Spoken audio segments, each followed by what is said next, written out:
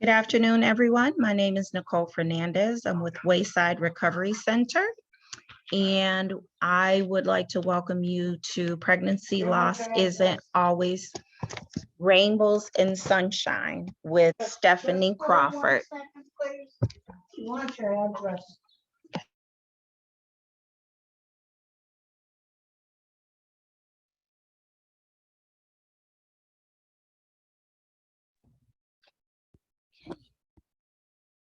Hello, everyone. Good afternoon, everyone. My name is Stephanie Crawford. So the presentation that I will present to you today is Pregnancy After Loss Isn't Always Rainbows and Sunshine. And I just want to give you a little bit of information about myself first.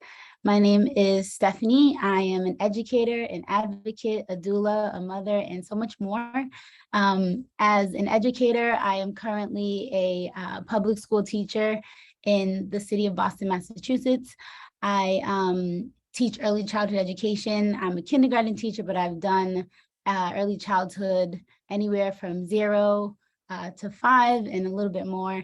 I'm an advocate in my community and organize a lot of community events just around community unity.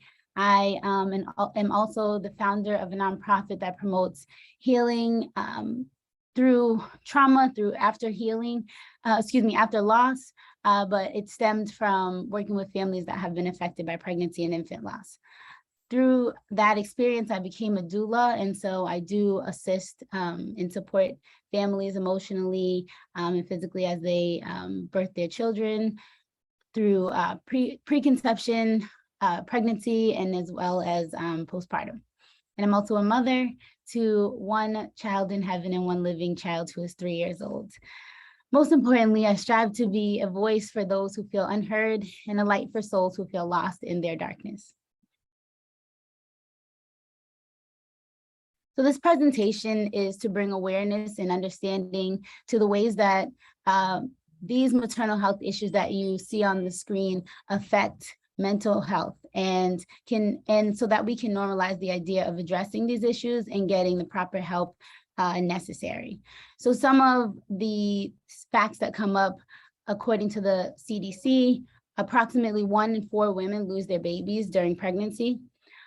Over 21,000 infants died in the United States in 2018.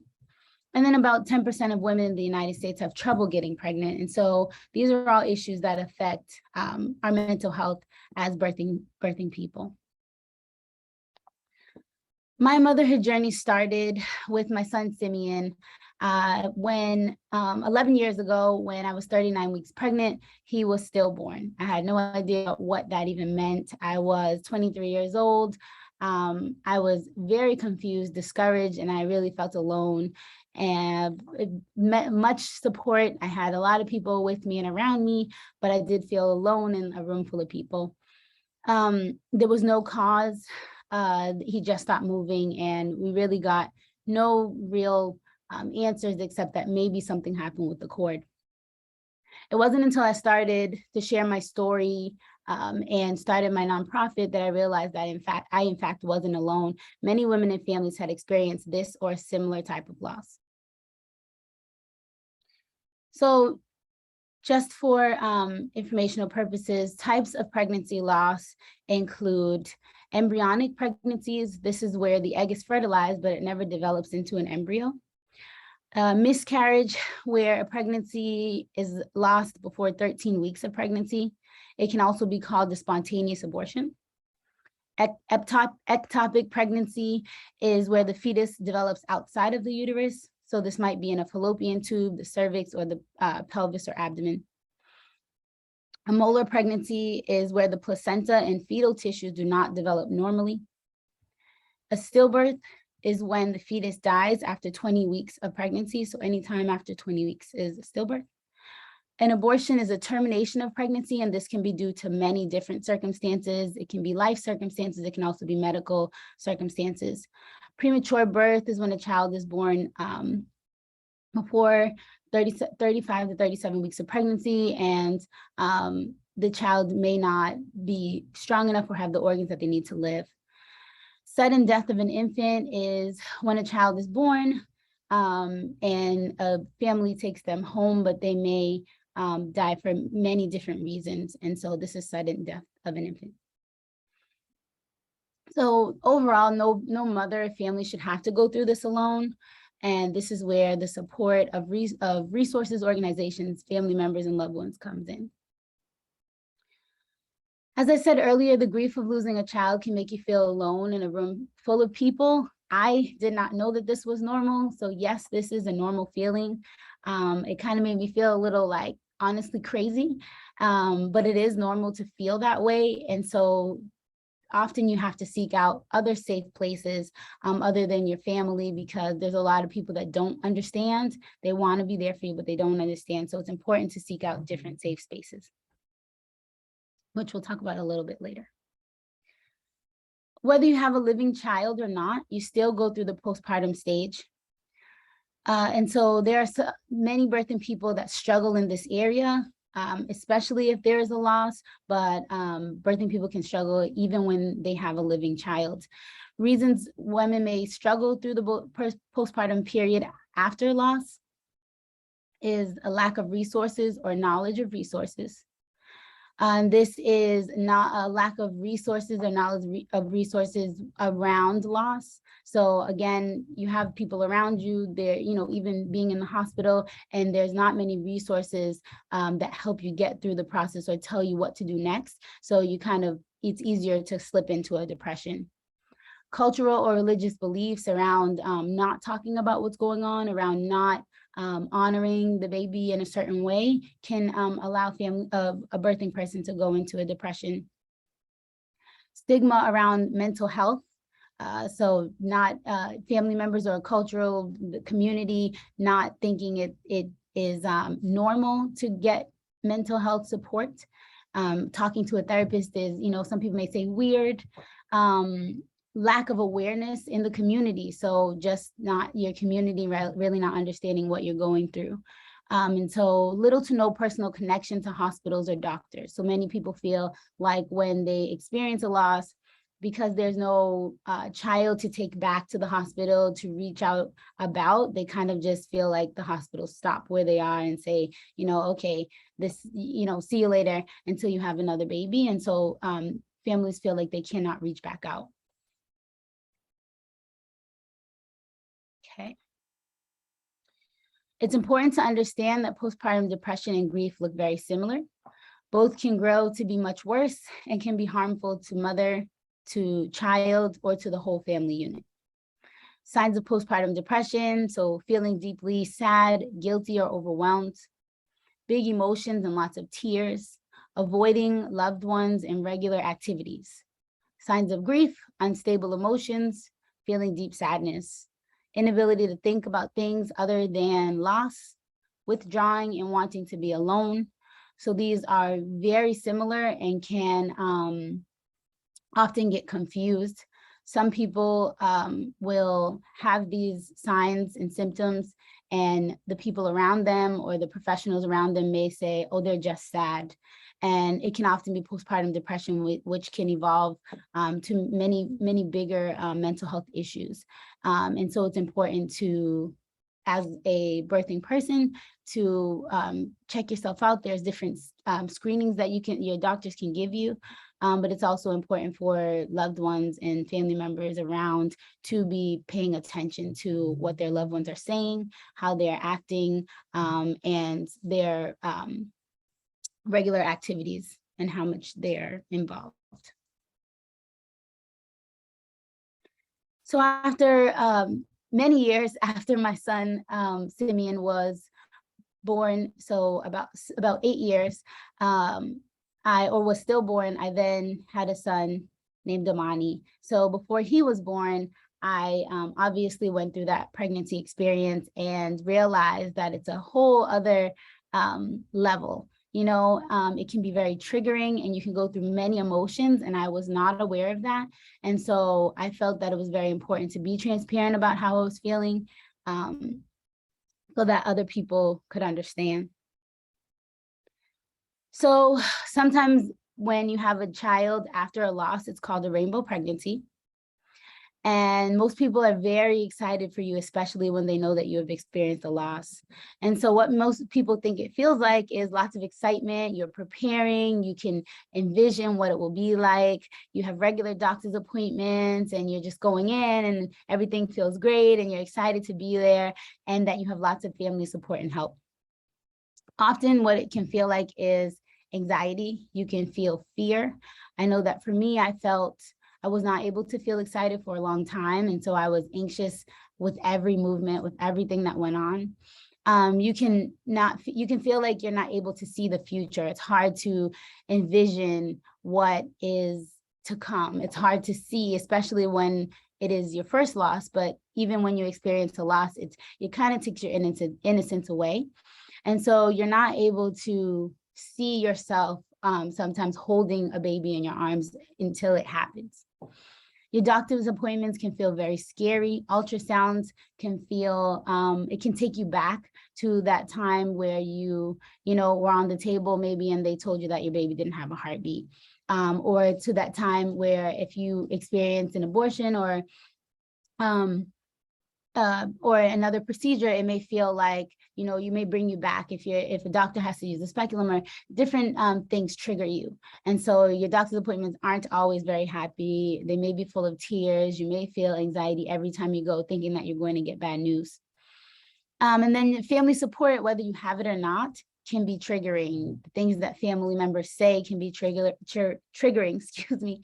As well as just family trying to support you. Sometimes when they're reaching out, you're pushing back because I have experienced, but we've also in our program had family, people that have had family members want to be supportive, and they're feeling nervous to let their family be supportive because they're afraid that they'll let them down if their baby doesn't live. So some ways that we can cope during pregnancy after a loss are to set boundaries. Find out what triggers you. Be very, serious about figuring out what triggers you, writing those things down, and really, understanding what that is and how you can you can get support. Finding out what is helpful for you. So finding out how you can get support, what things help. So if your family support triggers you, what way does it trigger you, and how can you counteract that? Because you don't want to say, please don't help me, but you do want to find out what you can say. So setting a boundary that, you can come over, but you can't come over for 2 hours because 1 hour of people, talking about pregnancy and being really excited about pregnancy is enough for me. And you may not say that, but you may know in your head. And so you may be able to, set a limit for yourself and say, okay, I can let people come over, but I'm going to tell them like, hey, you can come over at 2, but I have something at 3. And that something may be just to rest and lay down.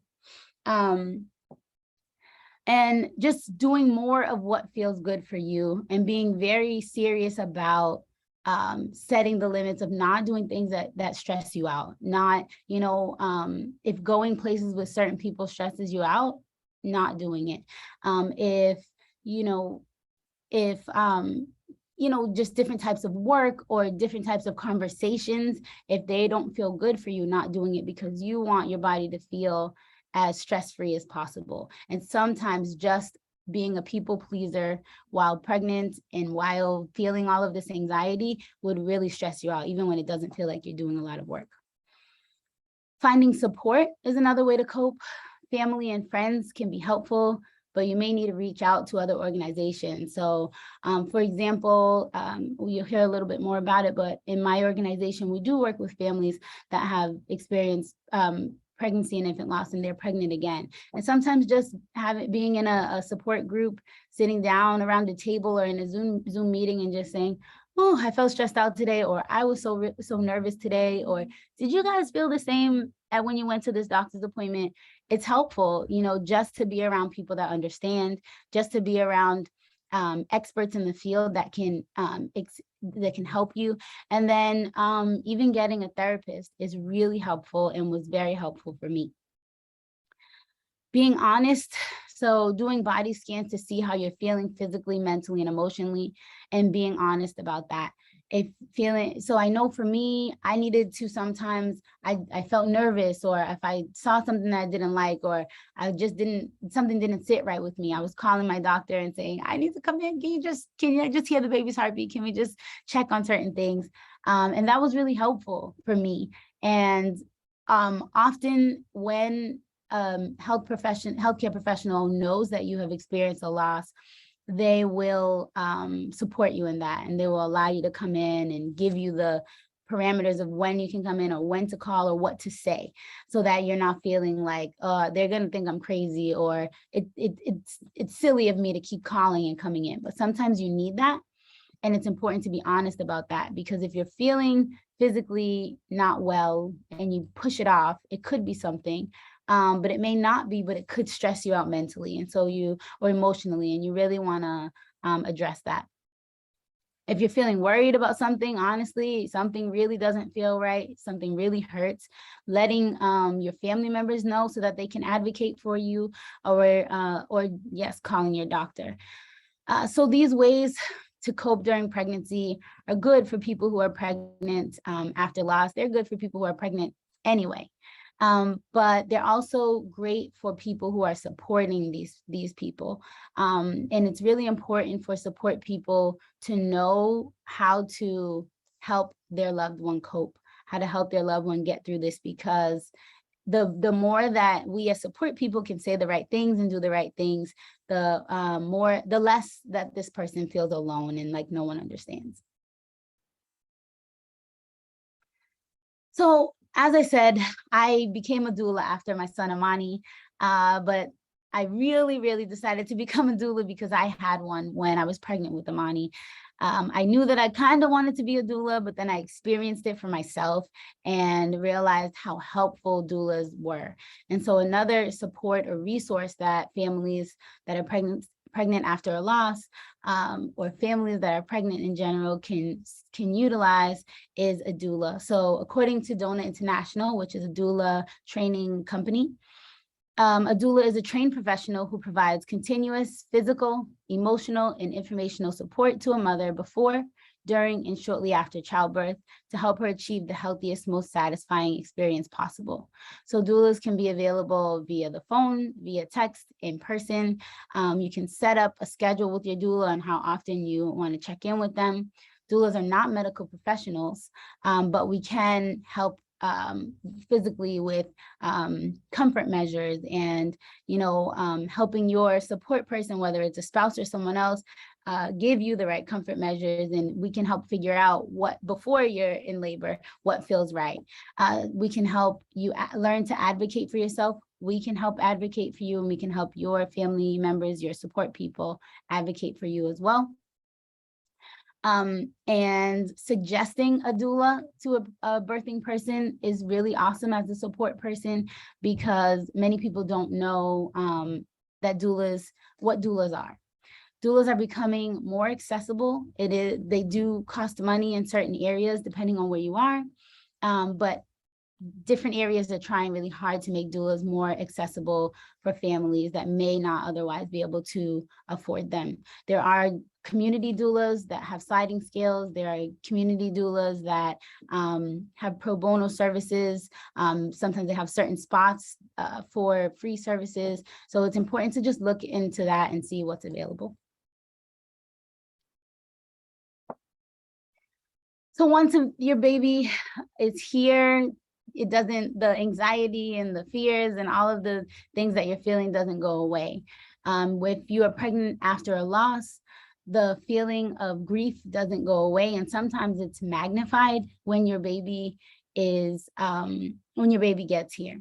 And so these are some ways to cope during the postpartum stage, remembering that many families, as we talked about earlier, many women and birthing people deal with postpartum issues, depression, and other evolving mental health issues. So it's important to rest and heal, knowing that your body needs to heal, your mind needs to heal, your emotions need to heal, everything needs to heal, but you physically need to heal. And many families forget that, especially women and birthing people who are the main support for their families. Sometimes you push your feelings, your physical feelings aside. I feel a little bit of pain. It's okay. I got to get up. I got to feed the kids. I got to do this and that. And it's important to try your best to see what supports you can pull in, maybe even while you're pregnant, so that when the baby is here, you can do as much resting and healing as you can.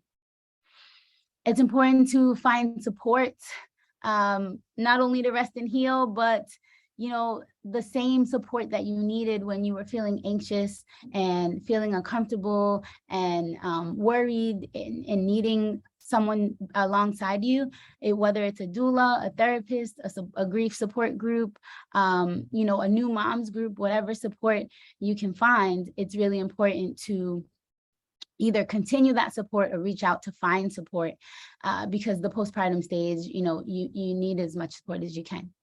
Paying attention to yourself, again, noticing how you feel and making note of it, letting your loved one know, your support people know if you're not feeling well.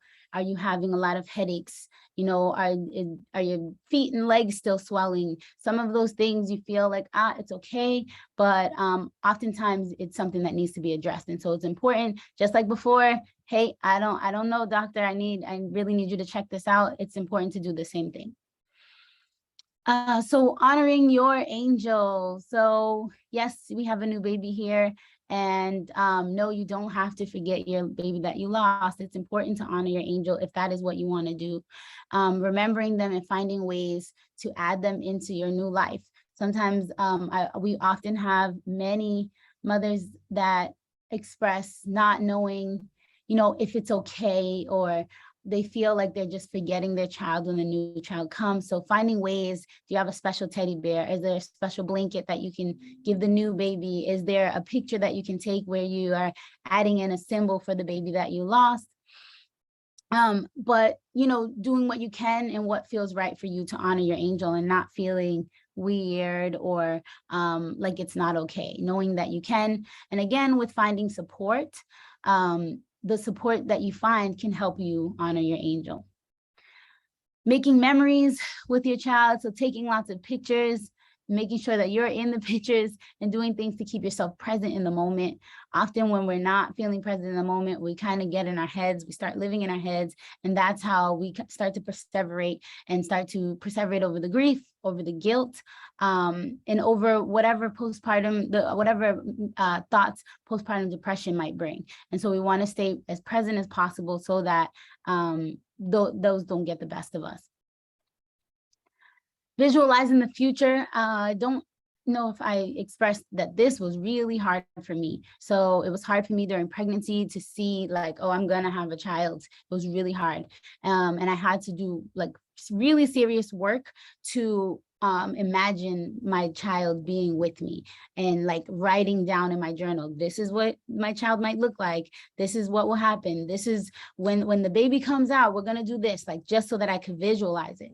And then once my child was here, I had lots of very scary thoughts, like, what if he's not going to make it? Now that he's here, what if something happens to me? And I was very like, I almost started to perseverate. So a lot of these coping mechanisms are personal things that I really had to do, but also to keep yourself present, but also to keep yourself seeing the light at the end of the tunnel that's going to be there and continue to be there, is continue to make plans, plan out. I did a 6-month, not a half birthday or whatever you call it, I planned that just so that I could say, okay, he's going to be 6 months old. And now first birthday, he's going to make it to 1 year old, because it doesn't stop. You don't just have another baby and all of a sudden you feel well and you're great and there's no grief. And a lot of people do think that it goes that way. And so it's important, when other people may not understand, for yourself to do this. So again, as a support person, all of these things are important. If that is your role, please, pay attention to these things. Suggest honoring their angels, suggest making memories. If you visit, take pictures of them with them and their babies, or doing things, and ask questions about the future. Not in a too invasive way, but like, hey, do you want me to help you plan that? Or is it feeling hard to see the future? Some of those things are important to help understand where your loved one is so that you can support them. So this is Propa City Community Outreach, is the nonprofit that I founded 11 years ago when my son was stillborn. We focus on positive healing in the community. Our mission is to provide education, advocacy, public awareness, and support services to families in our community experiencing all types of loss. As I said, we started working with families that experience pregnancy and infant loss, but then we realized that some of the healing modalities and the tactics that we were teaching and supporting people with, anyone that experienced loss could benefit from it. So we opened our umbrella to helping the community. And what our vision is to unite the community and support families in the process of healing in a positive way. There's a liquor store in every corner, but there is also a journal in your house that you can use, and many other healing modalities that are helpful. So we work with, we have healing sessions, we have grief support groups, we give free care packages, we do community events, conferences, and many more. So this is our organization. And as I said, I am a doula, one of many doulas in the world. My doula service is called Beljois Doula Services, but again, it would benefit anyone that is viewing this to really look into doulas and their benefits. There are many different kinds of doulas. We all specialize in different things.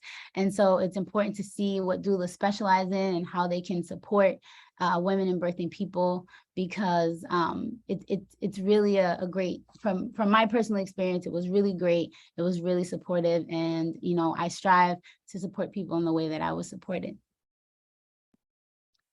And so I want to make sure that there is time for questions. This is some of my information, but I thank you for listening. And are there any questions for me? And I want to thank you, Stephanie, for a great overview and presentation of your experience, your empowerment journey to where you are as now a community leader, a trained doula, and just a mom in community who, even as your family continued to grow, you saw the need in community and where you could be active.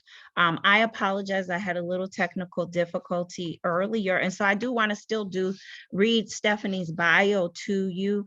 And then if you have any questions, you're welcome to put them in the chat. And we have a small group. So I'm also going to try to allow everyone to speak as soon as I'm done with the bio. Please feel free. We have a few moments for questions for Stephanie. So Stephanie is a Boston Public School kindergarten teacher with a master's from Lesley University in moderate disability. She is the owner of Belly Joie Doula Services and is an active community organizer, trainer, advocate, and consultant. Stephanie founded the nonprofit Propa City Community Outreach in 2011 to assist mothers impacted by pregnancy loss, along with their families and friends. She founded the organization after her son, Simeon Jelani, was stillborn on February 7, 2011. She named the grief support program team Simeon in honor of her son and gave it the tagline, "Because he still was born." The success of this initiative led to its expansion to include people of all ages being trained to advocate for positive healing in themselves and their communities. Stephanie is the mother of baby Angel Simeon and rainbow baby Amani. She is the godmother to 18 beautiful children, a daughter, a granddaughter, a sister, an aunt, a cousin, a friend. She has made it her mission to be a light to souls who feel lost using the purpose and skills that God has given her. So I am going to unmute everyone. And I just want to thank again, Stephanie, for sharing her wisdom with us this afternoon. Just give me a moment. I will work on the unmuting for anyone who has any questions.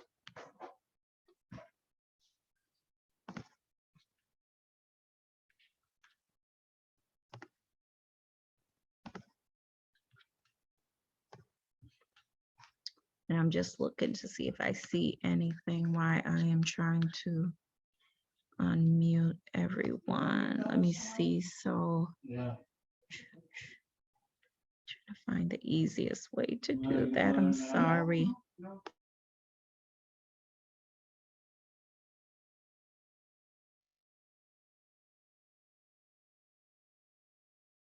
Stephanie, while I'm waiting, if you want to maybe share a little bit about maybe any community partners specifically, or any particular community group maybe that you're working with here in the Boston area.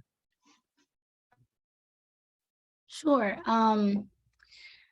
So we work really closely with the Family Nurturing Program as we, we work really closely with Family Nurturing Program. They have community programs and also have parenting groups. And so I'm also a facilitator in those parenting groups. And I support, so I'm there as a facilitator, but also can be a support to families that need any pregnancy or infant loss support or pregnancy after loss support. We've been working with local high schools as well around just advocating for positive healing, teaching the youth what, grief looks like and what depression looks like, and then what it looks like to heal from those, from that trauma. We've worked with different neighborhood councils just around sometimes, doing workshops and sometimes often community events. So our community events, we definitely partner with community organizations that are nearby.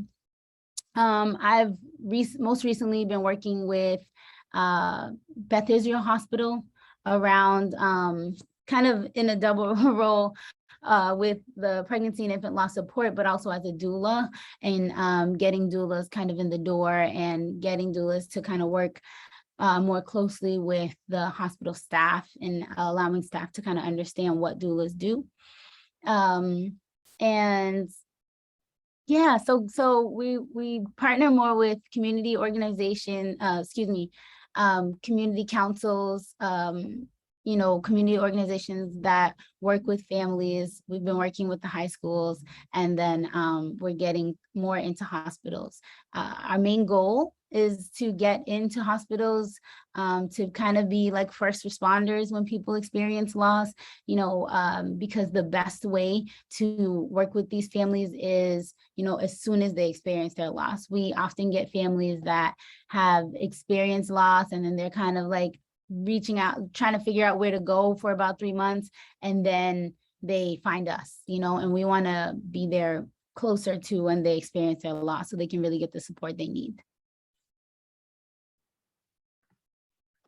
Thank you, Stephanie. And I did unmute everyone. I see Dr. Moore has her hand raised. I just want to thank you for your presentation. I thought it was excellent, and it just resonated with me because that is part of how I became a midwife, is through an infant loss. So I certainly, that was very touching to me. And I appreciate the plan for that first responder. And I love that concept of getting in there, being available as a resource to go in the hospitals at the time of the loss, because that is, I know in our area, a service that is missing.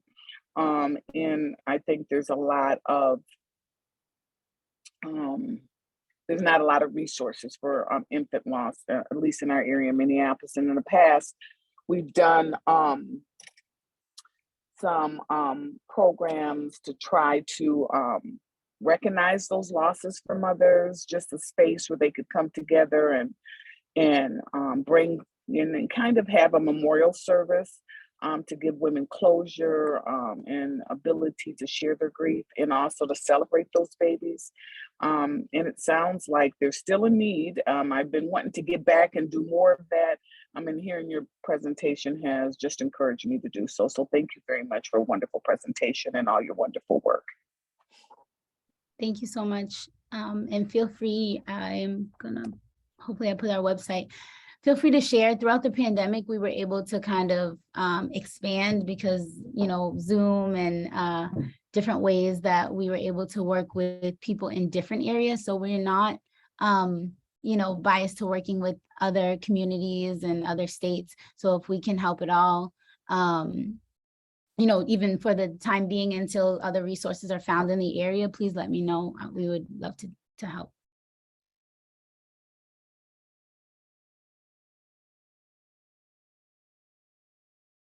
Also share maybe a little bit about how you also work with youth.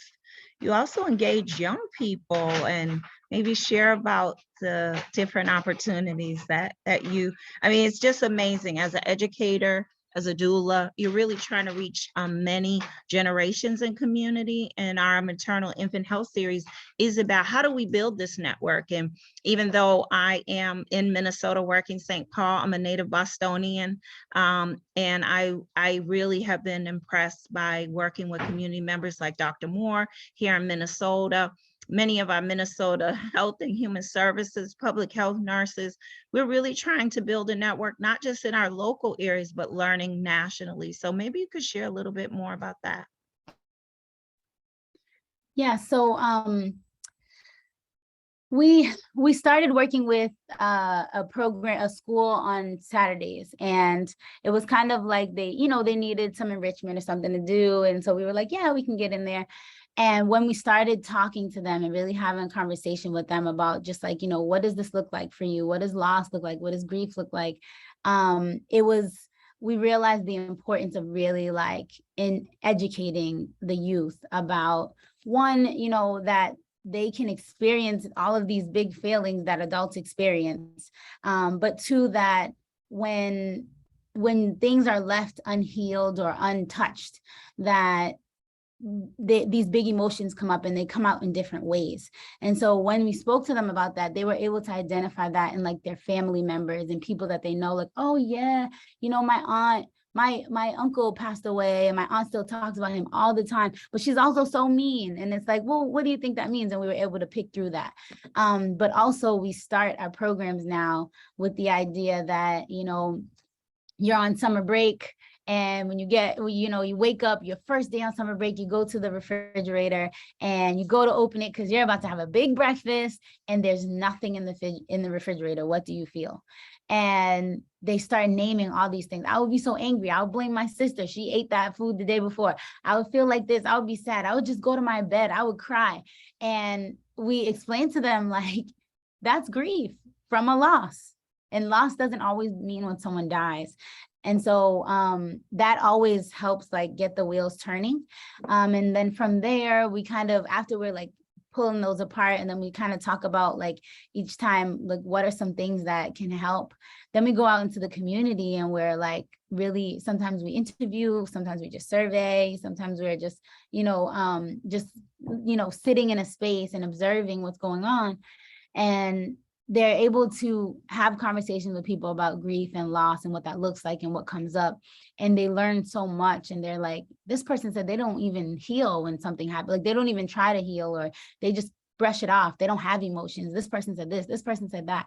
And it allows them to kind of see what's happening in the world, because today our youth are in the phone, they're in their own space with their own friends, they're in the video games, they're, not necessarily paying attention to what's happening in the world.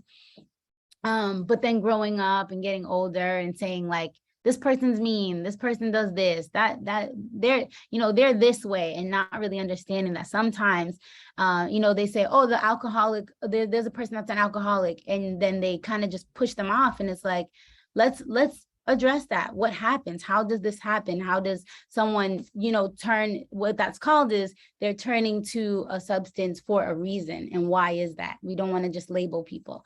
And so there's so many different ways that we work with them. But then also just around what do you want to do? Where do you want to be? And what is important to you? What do you want to advocate for?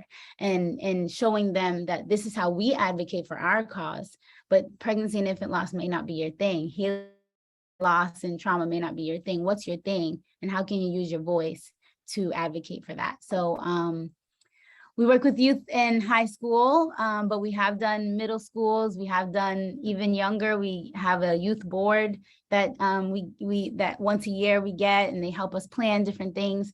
We do a youth conference, and then we most recently started getting youth interns to work with us so that they can learn from us, but then also learn to lead the youth that we have. So I hope that answered the question. Yes, that was excellent. And I want to say that my daughter Justice had the amazing opportunity, and how I met Stephanie. And so Justice was networking for mom, and I got to have a conversation with Stephanie. And so my daughter was at Simmons University in Boston, and she's considering social work and art history.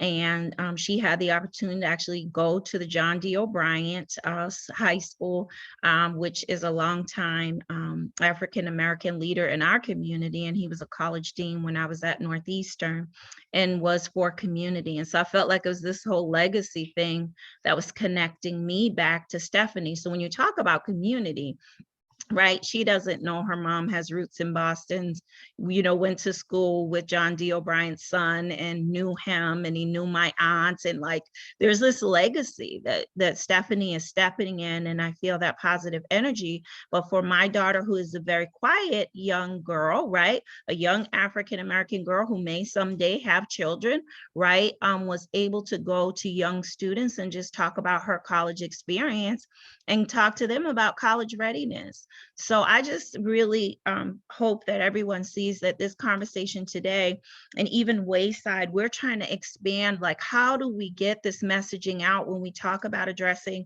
maternal infant health disparities and improving outcomes? It does start with us also talking to family and young people before they're even ready to begin families, and to not just think about we want everyone to have a successful birth, but we know sometimes that's not possible genetically and otherwise, but information is power. And so I want to thank Stephanie again, and all of you who have attended our infant and maternal health series. We want to stand together and learn from one another. And we are having 2 circles that will be coming up next in our series in August on the 10th and the 24th. We are trying to keep our website updated. We hope you'll come back, because we want people who are attending as well as community members come and share those resources together, and continue this conversation as we are looking to be active in changing the outcomes and improving outcomes for families. So I'd like to thank everyone for attending again this afternoon. And is there any more questions before we close out? You should be able to unmute if you like. If not, thank you so much for attending our maternal infant health series today with Miss Stephanie Crawford. I thank you so much. Have a great afternoon. Thank you, everyone.